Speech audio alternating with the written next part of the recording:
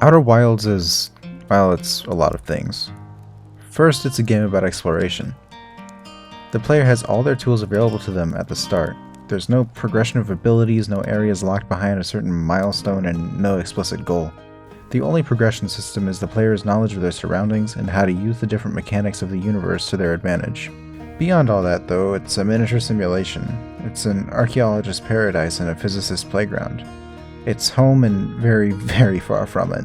It gives the player a chance to flick the switch of their flashlight on and make the unknown known. It's a love poem. It's a wasteland. It's a mystery game, a space game, and most definitely a horror game.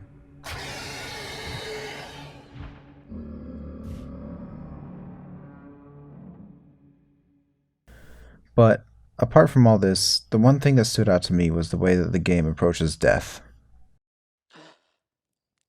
You wake up with a start, staring into a field of stars before a blinding blue flash of light illuminates the sky and subsides back into nothingness. From there, you leave your small camp and speak with the members of your village, made up of blue, four-eyed amphibian creatures called the Hearthians, named after your home planet of Timber Hearth. Or maybe you don't speak to them. The player has complete agency over how much of the diegetic tutorial they interact with. I spent maybe 30 minutes here bumbling around like an idiot just to turn it into a time-lapse, so you can do whatever you want. At some point, though, you will find your way up to the meandering paths and up to the museum and observatory and speak with Hornfels, who gives you the code to the elevator which leads up to your spaceship. As you leave the museum, however, a strange three-eyed statue turns to you, staring you down. The statue is a bust of an old extinct species which once resided in your solar system called the Nomai. They're responsible for the ruins which your fellow Hearthians have found littered around the planet. Disregarding this odd encounter, you saunter off back to the elevator and into your hastily constructed ship. Taking a deep breath, you start your engines and leave your home behind.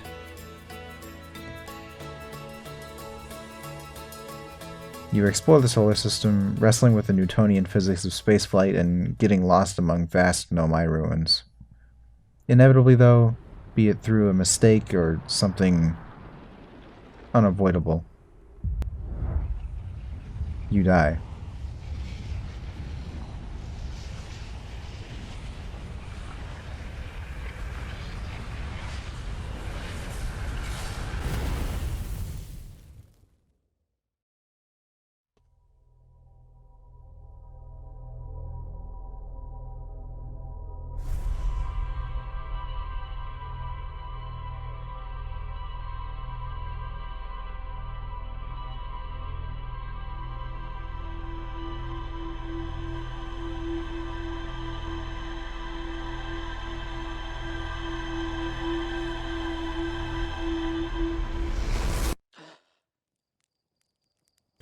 You wake up with a start. You already know the launch codes. You see, from the very beginning of each 22-minute time loop, your sun is doomed to explode.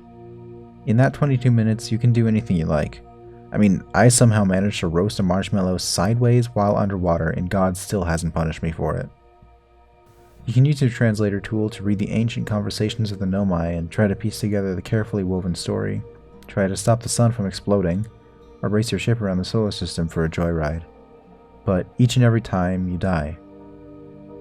Incinerated, frozen, asphyxiated, drowned, gravity, impaled, crushed, eaten, blunt force trauma, blown up, electrocuted, atomized, annihilated. There are a lot of ways to die in the Outer Wilds. There's even an achievement for dying within 60 seconds of starting a new loop. While you can explore your solar system again and again, gaining knowledge and experience, eventually everything and everyone you have seen on your journey dies. You're alone in this Groundhog's Day. Well, alone, except for this guy. This is Gabbro, a Hearthian astronaut, though it might not look like it. As you approach, the howl of the brutal winds fades away as they play the bass flute in their hammock among scattered cans of food and an old ham radio. As you speak to them, you two slowly come to the realization that you're both experiencing a time loop. On the third loop or later, the dialogue option, "We're definitely in a time loop," appears to the player, which, when selected, will cause Gabbro to respond, "Oh, yeah, that makes sense. Cool." player can respond, "You're taking this pretty well," to which they will respond, "Right back at you. Personally, I like new experiences, and I've never been in a time loop before this one." "How do you stay so calm in the face of repeated impending death?" the player may ask to Gabbro, who will respond, "Deep breaths. No, seriously, I meditate." And although an extreme example, Gabbro isn't the only Hearthian that seems to have a bit of a lax perspective on death. Beside the campfire at the beginning of the game sits Slate, a cheery Hearthian roasting a marshmallow on the open flame. They serve as a way for the player to reflect on their discoveries and process information they learned in a previous loop if they so choose. If you tell them that the sun is going to explode, they think for a minute and respond, "Oh yeah, the observatory has an exhibit about that." Feldspar, the stunt pilot, crashes their ship and is stranded after exploring the dark bramble at quote-unquote top speed. They're a daredevil and get their afternoon entertainment from near-death experiences. Tektite, the Hearthian in charge of Firewatch, finds a bramble seed taking root in a crater.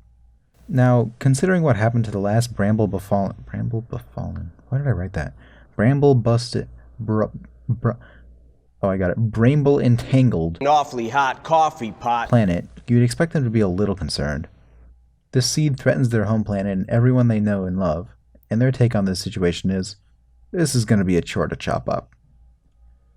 Granted, there are Hearthians whose fear of death can overcome them as well. Chert has an existential crisis as they realize the sun is going to go supernova, which honestly is understandable. And Ryback and their fear of space have only come as far as they have because they tripped over a rock and fell. And despite all this fear, they pushed on regardless. I mean, Ryback is an archaeologist. They're on Brittle Hollow to explore the vast Nomai ruins which hang below the surface. In fact, I would argue that they're one of the bravest Hearthians, but more on that later. Now the next section contains a spoiler that, while not critical to the story, will still spoil a small piece of the, the later story, not exactly the ending, but pretty close. But it won't ruin the overall experience for you. Over the course of the story, the player will read logs left by the Nomai, which can suggest that the Sun Station, the funny Beyblade that orbits the Sun, is causing the Sun to go supernova.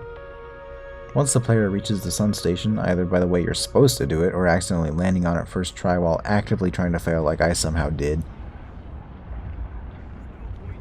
Analyze the Endurance's spin.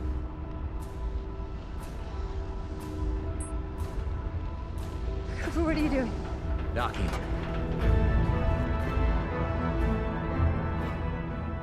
Endurance rotation is 67. How did I do that? How did I do that? How did I do Match that? our spin with the retro thrusters. It's not possible. No. Am I gonna fall into the sun? It's necessary. No way. You're not supposed to be able to do that.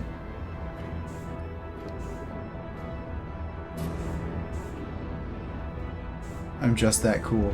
Endurance is hitting stratosphere. Okay. And for our next trick. They'll find this log left by Yarrow and Pi, two Nomai assigned to the Sun Station project. Yarrow says, "What happened? Did the Sun Station not fire?" Pi replies, "It fired, Yarrow, but it failed. The sun barely responded. There were infinitesimally small surface level changes, but they were barely visible, even to the third eye. The Sun Station is useless. It will never and could never cause the sun to explode."